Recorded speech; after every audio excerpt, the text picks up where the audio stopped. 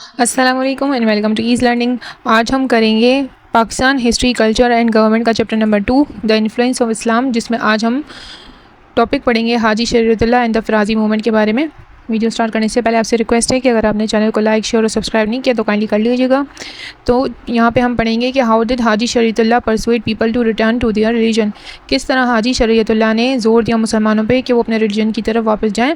मुसलमान जो थे वो बहुत बुरे हालात में रह रहे थे ईस्ट बंगाल के अंदर, और तब उनकी हिम्मत कौन बढ़ाने आते हैं? हाजी शरीयतुल्लाह बढ़ाने आते हैं।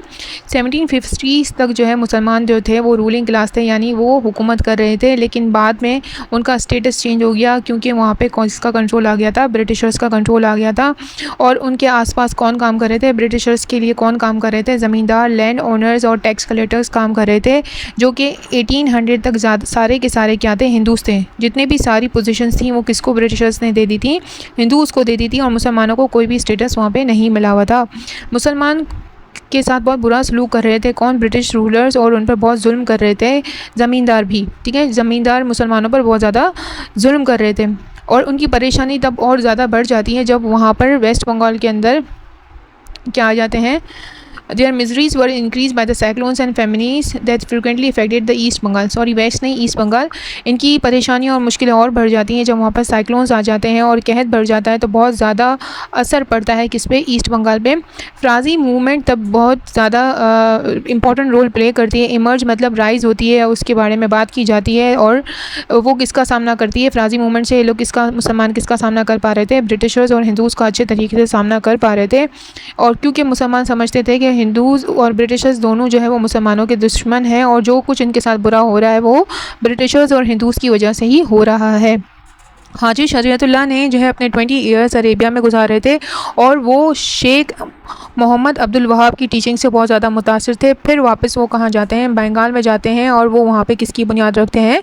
फ़रासी मूवमेंट की बुनियाद रखते हैं। वो मुसलमानों पर ज़ोर देते हैं कि ख़ास करके जो कि रूरल एरियाज़ में रहते हैं, कि वो नॉन मुस्लिम की जो प्रैक्टिसेस हैं, यानी जिसको जो कस्टम्स हैं, जो कल्चर्स हैं, उनको गिव अप कर दें, उनको छोड़ दें, उनको फॉलो ना करें।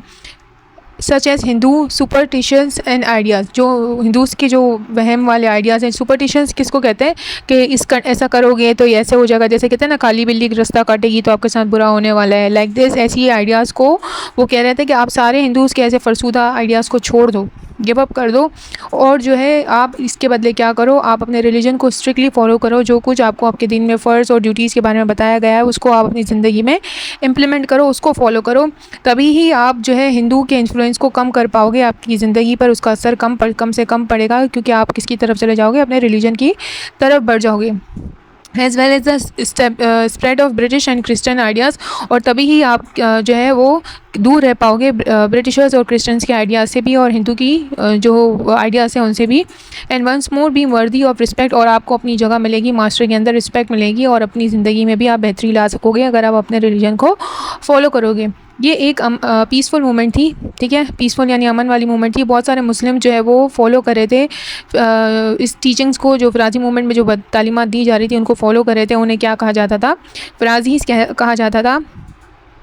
एक मेजर कंसर्न जो है वो ब्रिटिश रूल में ये था कि ब्रिटिश गवर्नमेंट ये चाहती थी कि मुसलमान जो है वो जंग करे उनसे, लेकिन जो है it was not possible for Muslim to practice Eid and Friday prayers properly. और वो इस मुसलमानों को गुस्सा किस तरह दिला रहे थे, क्या कर रहे थे? मुसलमानों को किस तरह तंग कर रहे थे कि वो उन्हें ईद भी नहीं मनाने दे रहे थे, और जुम्मे की नमाज़ भी पढ़ने में सही से नहीं दे रहे थे। उन्हें तंग कर रहे थे मुसलमानों को, ताकि मुसलमान क्या हो? इनसे जंग करें। वो चाहते ही थे कि जंग हो। Why did Faraizi movement cause alarm? क्यों जो है उन्हें खटकता था ब्रिटिशर्स और हिंदूज़ को? फ़राजी मूवमेंट से क्या प्रॉब्लम थी? ये इसमें तो कोई डाउट ही नहीं है कि जैसे जैसे फ़राजी मूवमेंट की ग्रोथ हो रही थी, तो ये बात जो है वो हिंदू लैंड ओनर्स को और ब्रिटिशर्स को अच्छी नहीं लग रही थी। उनको ऐसा लगा कि फ़राजी मूवमेंट जो है वो स्टीयरिंग अप, यानी उनके लिए जो है मुश्किलात पैदा कर सकती है, उनके लिए जो है प्रॉब्लम खड़ी कर सकती है। किसके लिए? हिंदुओं के लिए और ब्रिटिशर्स के लिए। ठीक है, तो इसीलिए वो क्या चाहते थे कि ये मूवमेंट किसी भी तरीके से ख़त्म हो जाए। To the depress Muslim the movement offered a solution for their problems. क्योंकि मुसलमान क्या हो रहे थे? अब अच्छी पोजीशन पे आ रहे थे, अब खुश रहने लगे थे, अब बेहतर फील कर रहे थे, और इसी वजह से मुसलमान जागे थे और अब डिमांड कर रहे थे मुसलमान कि उनके लिए भी एक अलग से सेपरेट स्टेट होना चाहिए, जहाँ पर वो अपने रिलीजन को फॉलो कर सकें।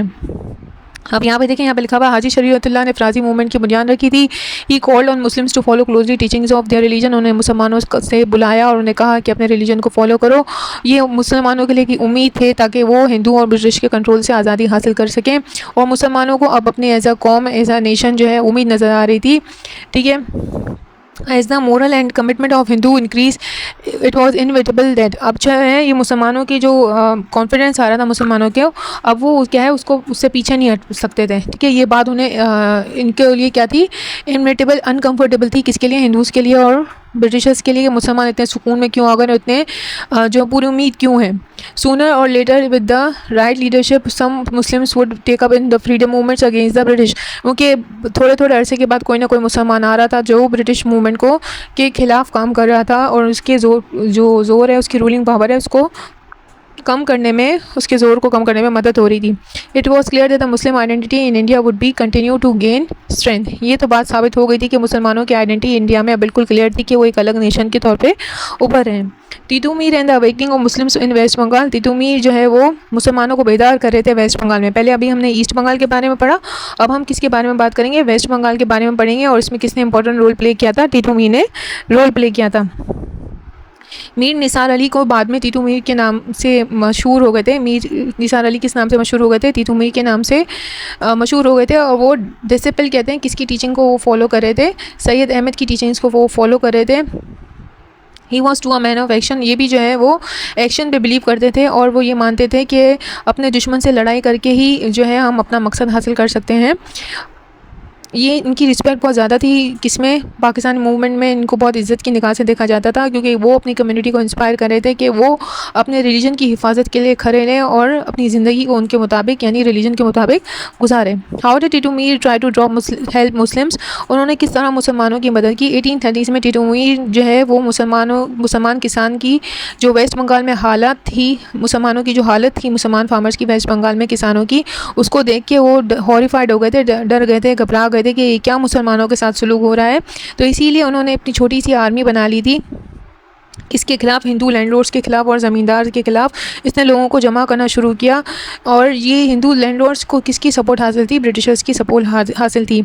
उनमें से एक ज़मींदार था जिसका नाम कृष्णा देव राय था। उसने जो है वो मुसलमानों को गुस्सा दिला रहा था, क्योंकि वो कह रहा था कि अगर तुमने डायरी रखी तो उस पर भी तुम्हें टैक्स लगा देंगे।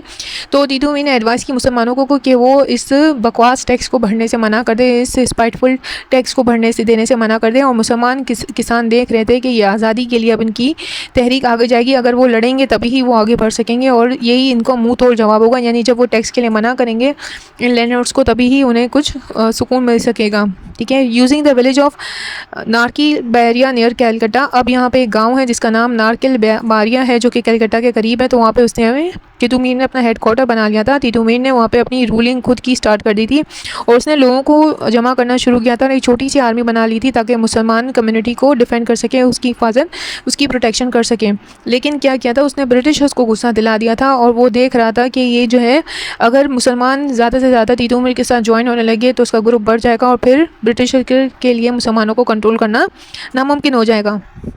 इसीलिए वो क्या करते हैं, ब्रिटिशर्स 100 सोल्जर्स अपनी तरफ से भेजते हैं, और उनको 300 दूसरी कम्युनिटीज़ की तरफ से वो सिपोज जमा करते हैं, और टीटू मीर के लिए के खिलाफ भेजते हैं नारका बालिया में, और टीटू मीर को मार देते हैं किस जंग के दौरान 1831 में। ठीक है, Titu Mir had however done his work in that he had awaken the Muslims of West Bengal. Titu Mir ने लेकिन फिर अपना काम कर लिया था। जो भी कहें आप, टीटू मीर भले मर गया हो, लेकिन उसने अपना मुसलमानों को जगाने का काम कर दिया था वेस्ट बंगाल में। ठीक है, अब यहाँ पे देखें जो मेन बातें हैं वो नीचे दी हुई हैं। टीटू मीर ने लड़ाई की किसके लिए? गरीब मुसलमानों के लिए जो कि वेस्ट बंगाल में थे। अच्छा, he was killed fighting the British. अच्छा, वो मारा गया था क्योंकि ब्रिटिशर्स से उसकी जंग हुई थी। He reminded Muslims of the need to stand up for themselves. इसने मुसलमानों को ये चीज़ याद करवा दी, ये चीज़ याद दहानी कराई कि उन्हें अपने हकूक़ के लिए खड़ा होना पड़ेगा। हालांकि उसे हार हुई थी, लेकिन ये इंपॉर्टेंट है क्योंकि because he is the another example of leader defending the rights, क्योंकि ये एक ऐसी एग्जाम्पल बना टीटू मीर कि वो अपने हुकूक के लिए खड़ा हुआ और उसी में उसने अपनी जान दी। A body of history was being made that future Muslim leaders, और यही चीज़ बुनियाद बनी मुसलमान लीडर्स के लिए, जिन्होंने आगे जाके अपने लिए आज़ादी हासिल करी और पाकिस्तान जैसा मुल्क बना। ठीक है, होप आपको अच्छे से समझ आया होगा। अगर आपको वीडियो अच्छी लगती है तो काइंडली लाइक करिए, शेयर करें और सब्सक्राइब करना मत भूलिएगा। ओके, अल्लाह हाफ़िज़।